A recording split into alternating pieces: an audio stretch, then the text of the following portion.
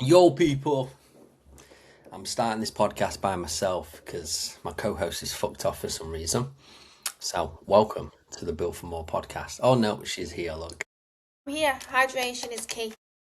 Yo, what's happening, people? Welcome back. Welcome back. We are on episode 4. So, Yeah. again, thank you for everybody that's watched, listened so far. Again, some great feedback on the previous episodes. Before we do dive into today's topic, which we'll mention in a second, I'm just going to give a quick shout out because coaches, if you listen to this, there is a giveaway for you. 16 weeks, one spot, photo shoot. That's all I'm going to say. So head over to my Instagram for your chance to win.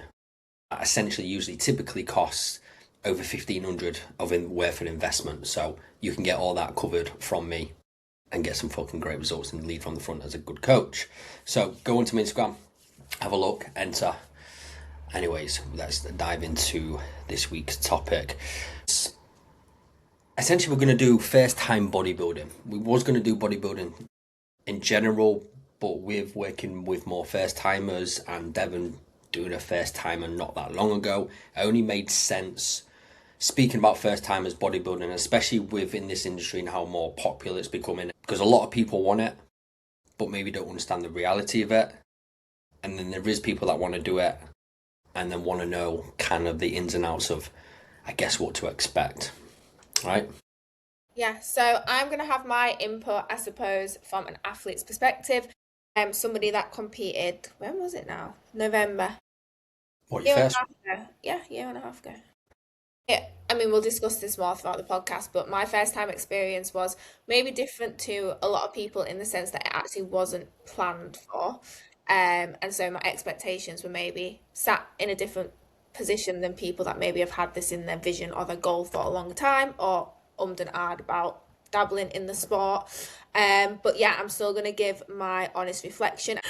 So I'm going to ask my question before you ask me. I'm taking control here.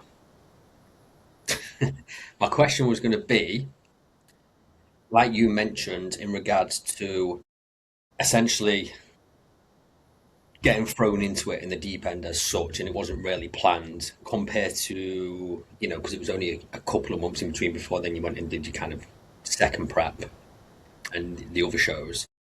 Was it easier, I guess I would ask, with getting chucked into it, or was the second one more easier because it was planned, mapped out properly a little bit better, and so forth?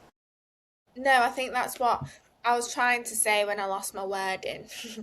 That my insight from as a first timer's perspective, because I was just thrown into it, it's probably a lot more honest and transparent because I really didn't know what to expect and I really didn't know like the process of it. I didn't know much about the sport. I know that's probably really bad to admit, but we decided 5 weeks before the show that I was going to do it.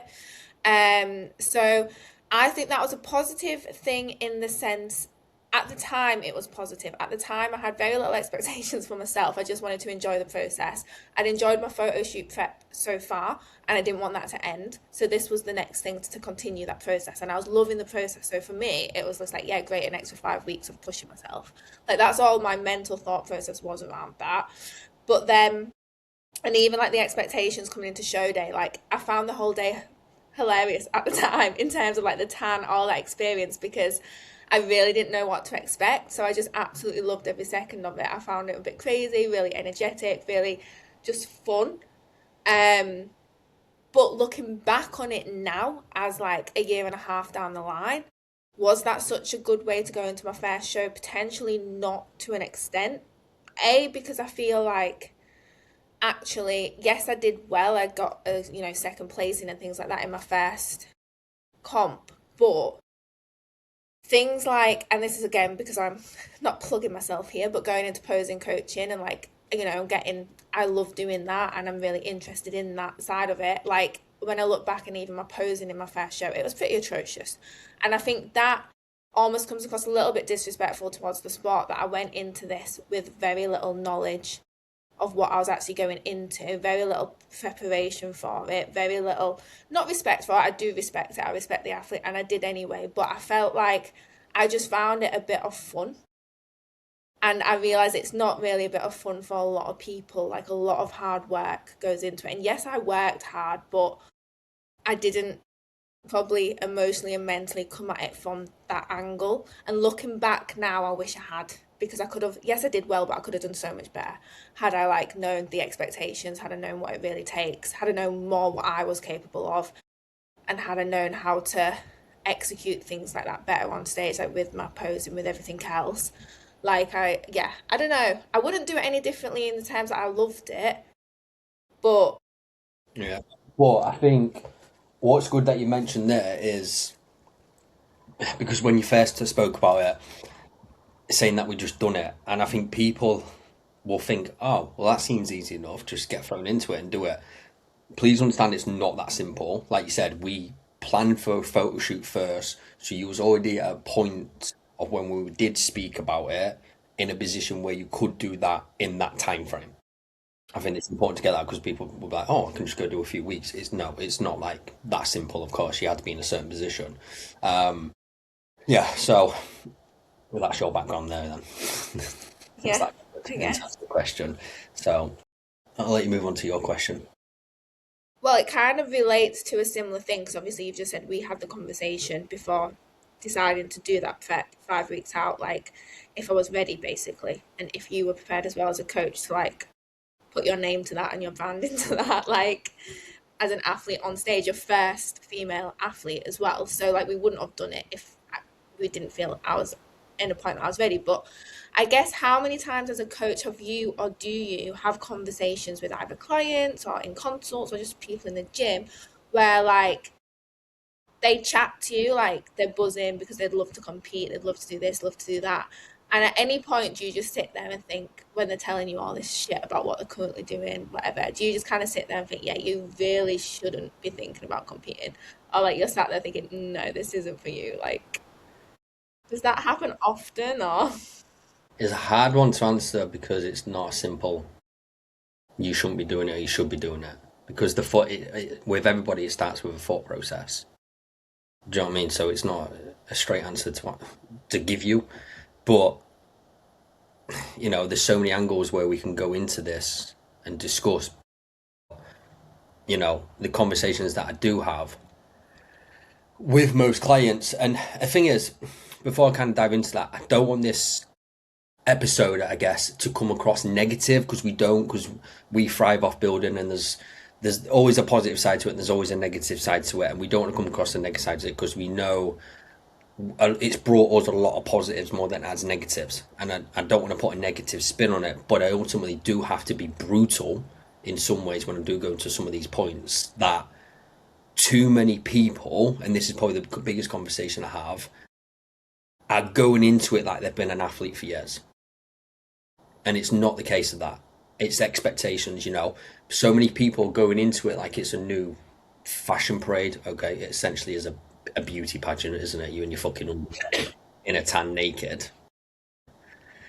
Yeah, so to answer it in a sense, like, yeah, the most conversation, I probably had more conversations of people not doing it than doing it. Because when it gets to the reality of it, it's not, they don't, I guess, maybe understand it or they can apply it in a sense.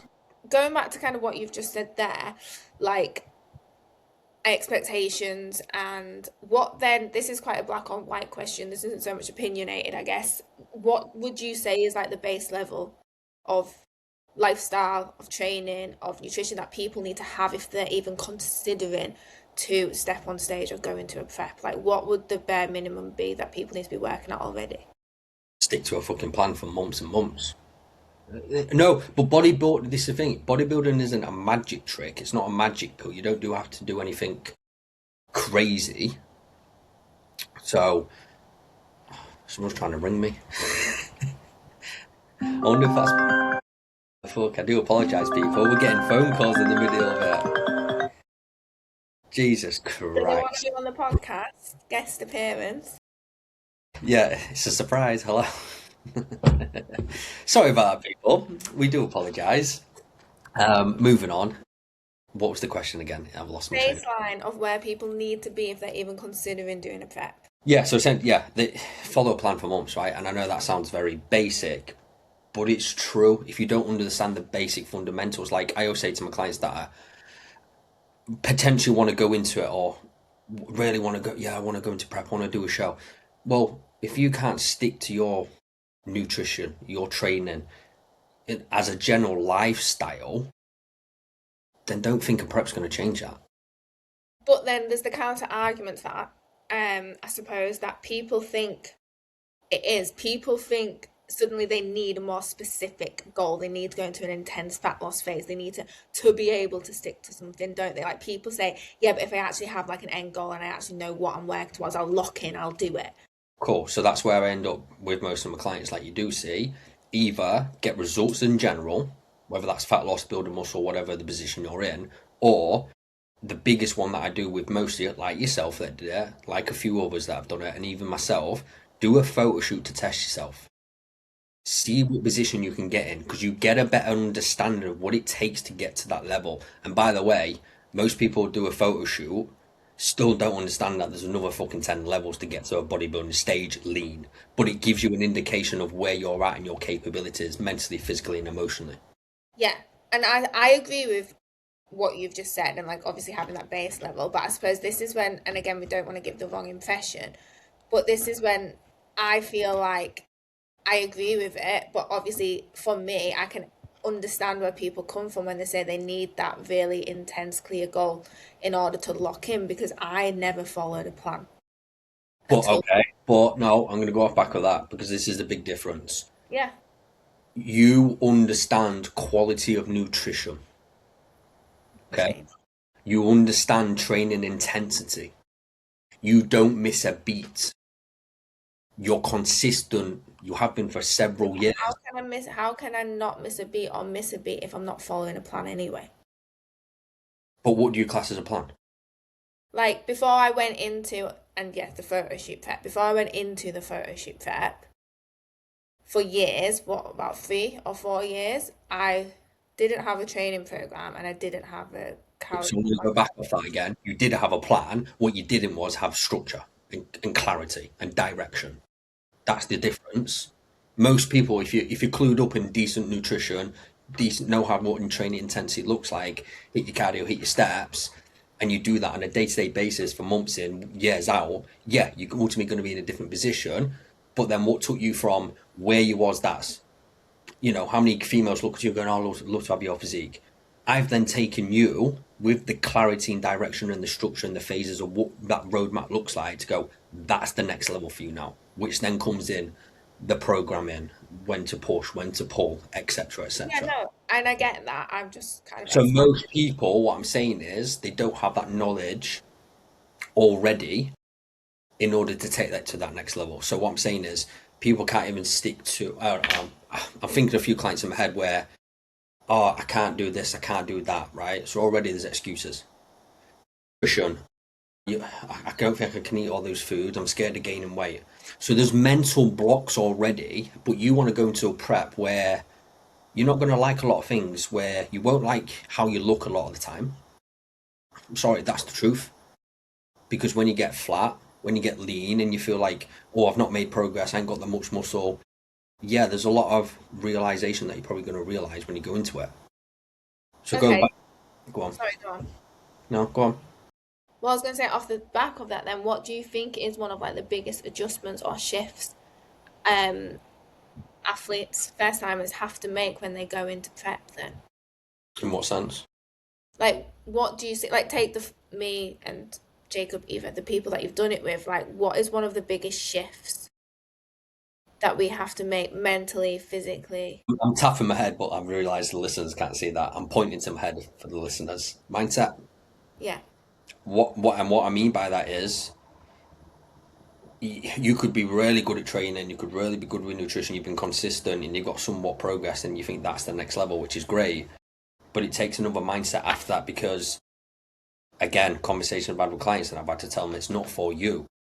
If you've got, I'm not going to say issues, that's the wrong word. If you've got mental blocks and barriers, that you're struggling to overcome, don't expect a fucking prep to fucking make them any better. They will probably double down and make them worse. I was about to say, like, do you think a prep can help? Because some people think a prep will fix these things, right? When in the reality, it'll probably make them worse. If you don't like the way you look and you've got, let's say, body image battles with yourself, that's just one way angle of looking at it. Do not think a prep's going to help that. And by the No. way, this is coming from two bodybuilders.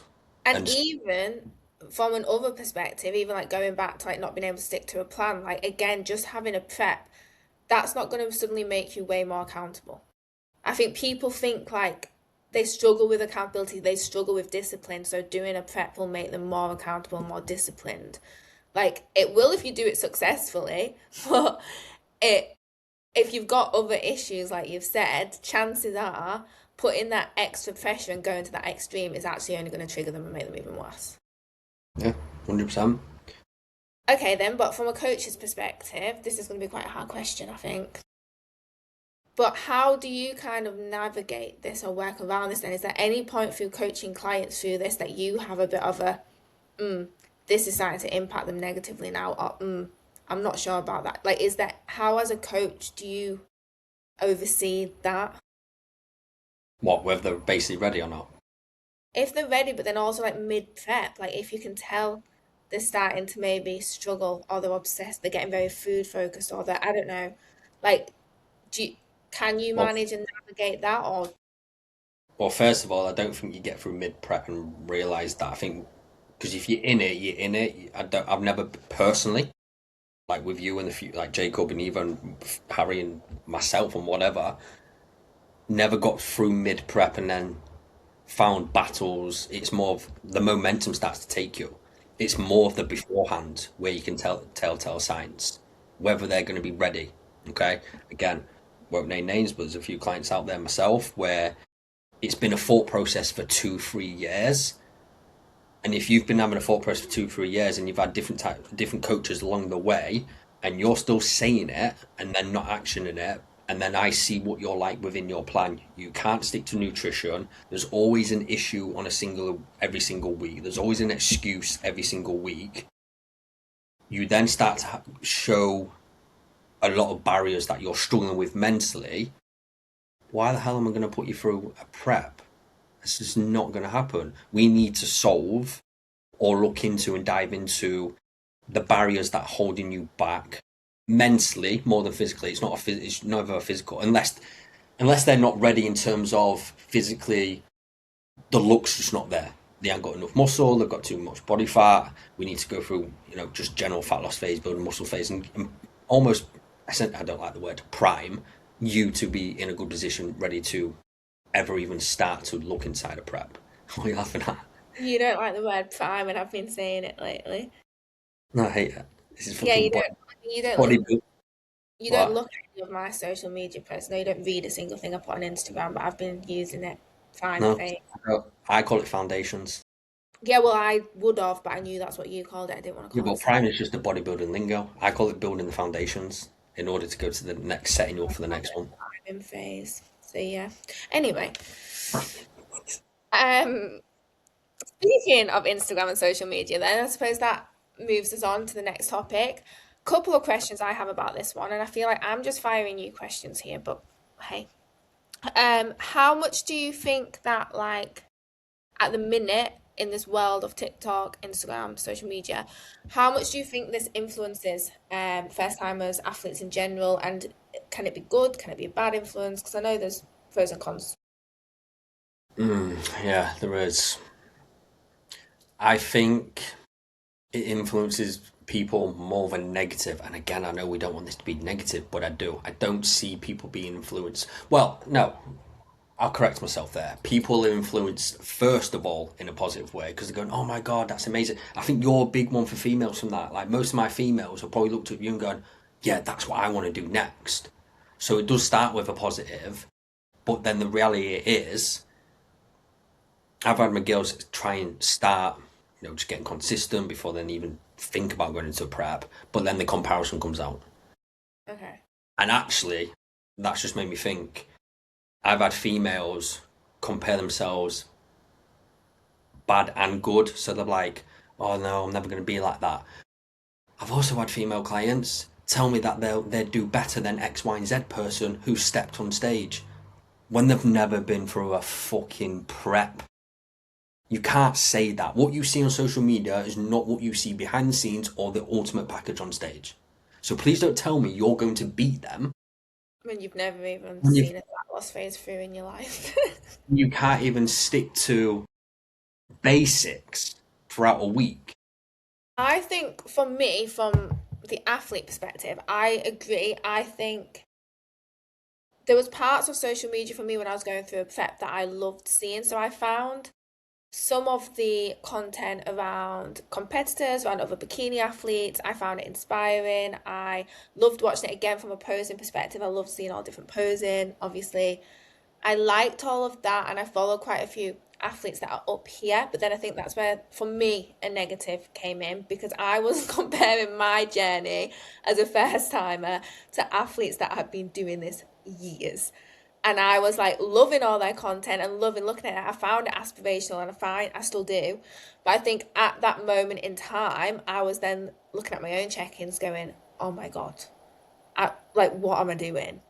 Do you know? I think there's that like, but I think that comes along with prep because since prep, and I'm not in that headspace, I just see it all as inspirational and Do you aspirational. think But go on.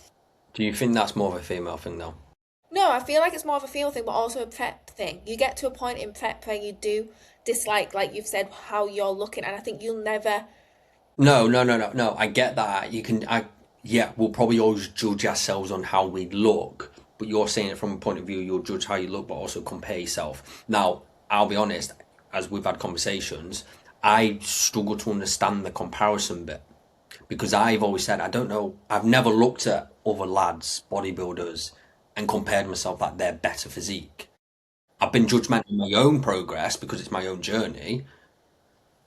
Go on. But I don't look at them and think, or I don't look at them and I'm not like, oh my God, like, I wish I looked like them. I want like this. I just look at them and think they look incredible in their own right. Like, it's not a direct comparison, but then I And think, I won't say that's comparing. but That's then I just think for me in my head, especially in my second prep, because I wanted it more, I understood it more.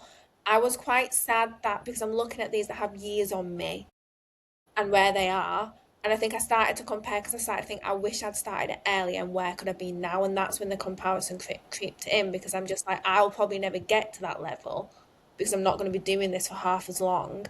And I wish I could have, and I wish I'd given myself that time. And what if I could have done that? And I think that's for me where the comparison kind of creeps in. And then I also, on the flip side of that, the negative aspect of it, and again, it's the bloody algorithm nowadays. I found in prep that, do you remember that trend that was going round saying basically, and it was after shows, and it was all like, little did I know this first bite post show was going to be the start of a binge eating disorder or the start of me hating my body for the next 3 years. Do you know what I mean? Like it was a trend going round. And I think that was massive whilst I was in prep. And obviously, I've come from an eating disordered background, and the prep wasn't what was scaring me. And my thought process in the back of my mind thought the whole prep is how am I gonna handle post prep in the reverse? That's when it could have been triggering for me. And I think I started seeing that on Instagram non-stop, and I was so worried for coming out of prep that was going to be me. I was going to be posting that video in a year's time. That's what I thought. And I think that's when it has a negative spin because I actually, touch wood, and with the help of yourself, managed post prep well, all things considered, managed my reverse well. It didn't spiral, nothing negative happened, but I really believed it was going to because of all the negative content I was consuming leading up to like my shows. yeah. So on that side of things, I'd say stay away from it. Like, I get, yeah, it depends on the person's mindset. I'm saying it like I'm built different. I'm not. I do have my own fucking struggles in prep, of course. But people are like stay away from food videos, stay away from this, don't do that, don't compare, stay off Instagram.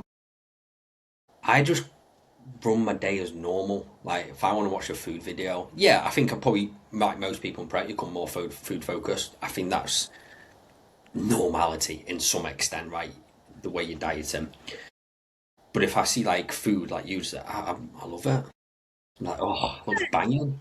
That's the thing, it didn't bother me until I started seeing that and the thing is, it's my own fault because I shouldn't have watched them videos, because the more I watched them, the more they came up, and we know that, right? So, yeah, I think that's the only negative side. But staying on this topic of social media, then, this is going to be an interesting question. Do you think a lot of people embark on this bodybuilding journey or want to step on stage for the first time more for validation, Yep. Instagram and things like that, rather than because they actually love the sport? Well, obviously, both can happen. Yes. I definitely think a lot of validation in these coming years. I think I'm gonna use myself for example, right? I've competed what for a good few years now, and going into prep this year, just putting it out there for people. And I've never won a single goddamn show. I've never placed top three. I've never placed top five. Yet I still act like an athlete day in, day out because of what it brings me to my life. So in terms of the sport, I fucking love it. But on the other side, it becomes such a popular thing when, it's like high rocks, isn't it? It becomes this next fashion. You've got the high rocks, you've got runners, you've got crossfitters, and then you've got bodybuilders, and it just becomes this, which one shall I go into? And then it doesn't probably end up working for them because it's not aligned with what they actually want to do. But yeah, like I say, people, because they see it on Instagram, and nowadays because it is so much out there in your face, it becomes the next thing. Oh, that's what I should do. Yeah, and I don't know, like obviously we see it on show day quite a lot. Like there is a lot of, I mean, we personally don't like, and I know it'll be different again, maybe if you're bringing home trophies and things like that, but we personally haven't gone into show day like wanting to get all the pictures, the show day reel, all the social media evidence of it. And I'm not saying there's anything wrong with doing that, because we've said ourselves we wish we had more. That's just the day and age we live in. Like, No, there's but what I was about to say was, and ask the question, if, do you think as many people would do it if you could, like, for stage photos didn't exist? You couldn't take photos on show day. Like, you couldn't post them on Instagram. Do you think as many people would do it? no, they That's my wouldn't. point. One, it wouldn't really be known what it is because they don't see it. So no, there would be, yeah, there'd be far less people. So like I say, when you look from a social media point, it's good because it helps people get into something. And don't get me wrong, putting a positive spin off on it, because if I didn't know what it was and didn't go into it, I don't know where I'd be and what I'd be doing. And like I say, for the last 5+ years, it's changed my life in a lot of ways and what it's helped with. So And I can vouch that for the past year and a half of my life, like it's massively changed. I don't think I'll ever go back to my old ways now. And we're not going to delve into it on this specific episode, but even in terms of fixing my relationship with food and body image, it but has actually. this goes to my point as well of, do people just do it for clout or do they do it for the love of the sport? We could sit here and debate about us because you've only done this for a year and a half and you've won more trophies than I probably ever will, as we've mentioned before, which is fine. It doesn't bother me. But for the love of the sport, I fucking batter you on that one. Yeah, 100%. I'm saying, so, you might continue to grow and love it and love it and love it. You might And I not. was about to say it's easier to love, and again, I don't mean this in any insensitive way, but it's easier to love something if you're good at it. Do you know what I mean? Like, you could also argue that the people that naturally do well, they claim they love it, and I've claimed that I love it on day to day, and I do to an extent, and you know that in the sense that I did still live um I think, yeah, sorry, I'm in going this to, different but level. I think that's also important to say, like, say, that's also a big thing to see because there's so many trophies given out, swords given out, whatever, right? People think, oh, buzzing, I'm going to get one of them. Yeah. You've never And been there's to prep. You can't say that. and And there's we've, no and way. we've got a person in our head who thinks that, right? They've got very good fucking genetics. It's weird. They want to do bodybuilding. They don't really get within the sport as such. but because they've got genetics, they just think they're going to do fucking very well. And sorry, this is my client, by the way, and I'm going to say it brutally. Part of me thinks you probably need to lose a few shows to get humbled. Because then the reality is, like, say, because they think they're going to win and they've already won a show or whatever, they're going to continue that. Yeah. And That like, doesn't prove the love of the sport. would I be sat here saying I love it if I'd had a different experience that first time around? We don't know. Like, I can't even answer that because I don't know because I Yeah. haven't experienced As that. where I've never won a show, if anything, it's made me grow stronger to keep doing it and doing it and doing it Yeah. because I love it. Because I don't See? just do it. Well, Sorry.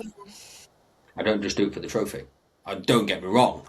Would I fucking love a trophy? Yeah, 100%. Can I have one of mine? Speaking of genetics, would you say then, because we know they do play a huge part, would you 100%. say that sometimes genetically some people are just wasting their time? Genetically, they're never going to get to that level. Well, you could say that could be me. I'm not genetically gifted in any sense, as we know. And we've had that conversation many times. And like say, There are people less genetically gifted than you. do you? Have they done it as long as me to that extent? Because it's okay saying genetically gifted, but if they've done everything to 100% and the genetics are just that bad, then cool. That's it. That it is what it is. That's going to happen. Yeah. But I don't know who you're thinking of, so I'm confused there. Thinking of anybody in particular? You just know someone with bad genetics. I didn't say that. Oh, I that's what I was thought you said. asking. I'm not thinking of anybody in Yeah, particular. obviously genetics, and then obviously if again, it's probably a conversation for another time. We can go into the performance science and drug side of things and how much they play a role in genetics as well. So Bringing it back to like first timers, then, and I think a massive question or a massive thing to take into consideration that I didn't really, since I'll ask myself the question since you're not asking me any. we've just been talking, bruv. Um, Financial cost. I think that's a massive one that people think they're really excited about doing this sport, and then when they realize the actual investment that needs to go into it, it does make them second guess how important it is to them because it does cost a lot more than you Yeah, think. yeah, 100%. Like I say, I've been doing this for years, and I would fucking hell if I put all that money to the side into my fucking piggy bank, I'd be minted, Yeah. absolutely minted. But you know, the risk reward ratio, like I say, I've never won a trophy. What's the point of paying for all that? Well, because of what it brings me on a day to day basis, that's my reward. Do you know what I mean? Yeah, it is a cost a lot. I was quite taken aback, and I will admit, For females, it's like triple the price. and I will admit that was after I did my first timers because I did that on a whim. It was a bit of fun. Wasn't sure if I was ever going to compete again. That was one of the big thoughts when you suggested I do like a full season and a few more shows and do it again properly. I will admit at this point, because I hadn't pushed to that extreme, I didn't love it. I hadn't got into it so much that I was like, I really want to do this. It did run through my mind like, do I really want to spend that much money on doing this before I committed to it? And I am just being 100% honest because I wasn't at a point where I was like, this is something I've really wanted to do. Because to round it up, I'm going to say it cost like a fair few grand to do a season as a bikini athlete. And that was kind of without maybe paying for a coach as well. Maybe And about that's the two. whole point of why you've got to be ready. And what does ready look like? That's dependent on the person. But if you're going to go through it, especially from a cost point of view, You you've got have to, to be willing to sacrifice, and it's not just time and energy. yeah. Like, that's a couple of holidays, do you know? And I think, like, I'm not But talking. you say it does cost a lot, but when you think of it on the flip side, not necessarily us, majority of people, and after weekends, events, socializing, whatever, that all adds up to a certain number. So in a sense, you are sort of saving in some way or form as well. Oh, yeah, and you are. And I think, but that's what I mean. You have to decide at that moment in time, like, I suppose, what's more important to you and what you're willing to. Like, I think it was worth every penny. Otherwise, I wouldn't be doing it again, would we? Like, I love it. I love what I get from it, and I think it's worth every single penny. But I do think that a lot of people want to do it they start looking at how much it costs, and it really does put them off, or it puts them on the back burner, or they start the process not realizing how much it's going to cost, and they get into prep and they've got more supplements to get, they've got posing sessions to pay for, they've got, especially as a female, your bikini is probably the biggest expense. Like, you've got all of them things, and it's like you've started it now, so you're not going to give up, but then you put yourself in quite a shit financial situation, which is not the stress you need when you're going through a prep for the first time. Yeah, and there is little ways like when you after you've done your first time as like hair and makeup you do yourself now, so that saves a lot of money. You can buy cheaper bikinis, like you bought one off Vinted and things like that. You cannot, for females, you can do it in a cheaper way, of course, when you understand it. But like I say, it does cost, like, you've got coach, you've got your shows, you've got your memberships, how many other shows you do. Like I mentioned, you've got your Airbnbs, you've got your travel, you've got your glitz and the glam of, you know, your bikini, shorts, thongs, whatever you want to call them, your tanning, your hair, your makeup, your performance enhancing drugs if you do that. Yeah, it's a big. Sessions, and then even like your food to an extent. Like, yes, your food's quite low sometimes, so you probably don't spend as much on food as you did in your off seasons or off out prep, but the quality of your food needs to be good, and there's no ways around it. You can't swap your foods out for a day because they didn't have something in Morrison. So like, you then have to be willing to pay full price for something in M&S or Sainsbury's or wherever. It's not on, you can't just get, oh, I'll get them rice cakes today because they're the ones on offer. Like, I do actually think you end up spending quite a bit. Like, I was living off prawns in prep because, and that was my own choice because I didn't eat beef or mince at that point. But honestly, having to have 150 grams of prawns every evening to get like that ended up costing me. I was spending like £80 a week on prawns. And then I've just realised you've also got supplements, health supplements. Yeah. Yeah, it's yeah, it's not cheap, is it? No. Yeah, I mean, kind of to end it there, I guess, like I say, we could go on and on and on and on about the insides, the positives and negatives. And like I say, we didn't really want to make it a negative, but we just genuinely wanted to be a little bit brutally honest in terms of, unfortunately, it's not for everybody, right? And that's okay. That's okay because it's not for everybody, right? But don't, if anything, make sure you do it for the right reasons for yourself. I think, like I said, we said earlier, too many people do it for the wrong reasons, for the glitz, the glam. Look at me, this is good, no one can do this. But the reality is, when it comes down to it, they don't want to put the hard work in. They don't want to have the days where they're completely fucked and like, what, this isn't normal. No, it's not normal sport. It's not. And that's the reality of it. And if, I think in a weird way, it does take a certain odd brain to go through something like that to that And extreme. I think it will impact people one way or the other. And I don't know if it's dependent on how that person is naturally inclined anyway, but I think, especially from a mental perspective, I think it can either create like mental resilience or mental um Yeah. strength. I think it did for me. It can Mm. either create it or it can completely expose your weakness. If that is your weakness and you don't have that, it can actually just completely expose it.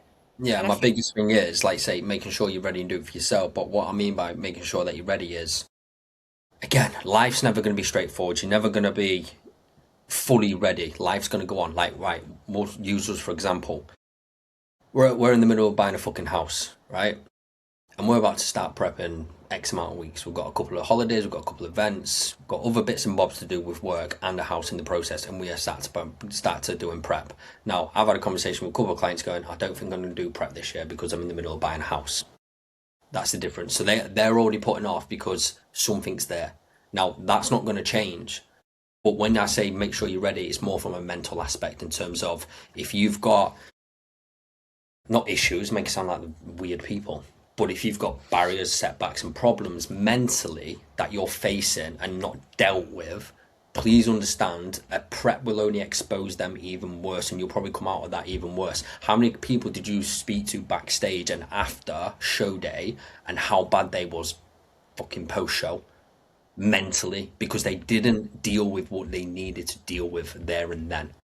And work on themselves. So what it comes to, but the thing is, that's not just bodybuilding. That's anyone in general with anyone getting results. It's not the physical side is easy. It's the mental side. Work on yourself mentally first. and I know full well if I had done this, what I've done and done a prep, if I'd have done that 3, 4 years ago when I was not in a good place, it would have been a very different outcome. Like Yeah, I and know. we had that conversation because it's scary for me having to put my own girlfriend through a prep and the chances of you going back into old ways from that eating disorder and mentally screwing you up doesn't just affect you, that affects us, affects me and our relationship because I wanted to put you on stage because I said you had good potential to do so. It's not worth it if that was the case. So obviously we took that into conversations and consideration of going, are you sure you can do this? Are you mentally capable and in a good spot to do that? And I think my response was probably, "There's only one way to find out." Yeah, of course. And that is That the wasn't risk to good enough, reward. yeah, but that I was taking accountability that I was willing to take that risk, Yeah, not and you. that's again, that's probably the hard bit about being in a relationship and a coach of going, fuck, I'm pushing someone to that extreme. Like it has an impact on everything if something doesn't go right. But also at the same time, you're probably not going to know until you go through that barrier. Yeah, And guess 100%. what? We're both about to go and prep together. So that's going to be fucking fun. Oh, the podcast when we're in prep and we're both no energy, nothing. We're just gonna be sat here like zombies. Brilliant. We might have So to yeah, do. to wrap, I mean, we wrapped this up 10 minutes ago, but I guess not. But to wrap it up properly, like we said, make sure you're mentally ready. Financially, make sure you're ready. If you really want to go into it, have a good support network. That helps. And especially from a coach point of view, get someone to coach who's obviously understands it, been through it. Um, yeah, anything else you want to add to that? Yeah, just fucking enjoy it. Like if you are gonna decide to do it first time, like, yes, it's hard work, but enjoy that hard work. Like, nobody's forcing you to do it. You have chose to do this. That's another pet peeve I see on Instagram. People moaning when they're in prep. Yeah, you're not in the fucking trenches. It's not the Yeah. world fucking war, bruv. And No one's forcing you to fucking go there. you have chosen to do that. Like, embrace it. Like, yes, it's uncomfortable. Yes, it's hard. Yes, you're pushing yourself probably to extremes. You've never pushed yourself mentally and physically before, but embrace that because it can create something amazing. But if you're on there negative Nancy all the time, like moaning about getting your steps in, moaning about getting up early to have do your cardio, moaning about not being able to put milk in your fucking coffee, then like you knew what you're signing up for. So just enjoy it, embrace it. Yeah, that's the biggest thing. Embrace it because it is hard. And if you can't don't enjoy that weird, horrible, difficult period and you can't enjoy that, it's a long work. It's a long game for you. Yeah, it's a long ass prep. Yeah. Cool. Well, let's leave it there then, because like I say, we can chat on about bodybuilding forever and ever. I had so But many yeah, more questions to ask. I've had to hold them back. yeah, exactly. Maybe we'll have to do a part two on this, won't we then? But yeah, people enjoy it if you are going to do it. That's the biggest tip. Just enjoy the processes. No expectations for yourself. Don't think about the trophies because of what you've seen people do. Just go, right, I'm doing this for myself. See what the challenge really brings and then go from there. Sound. Peace out, people.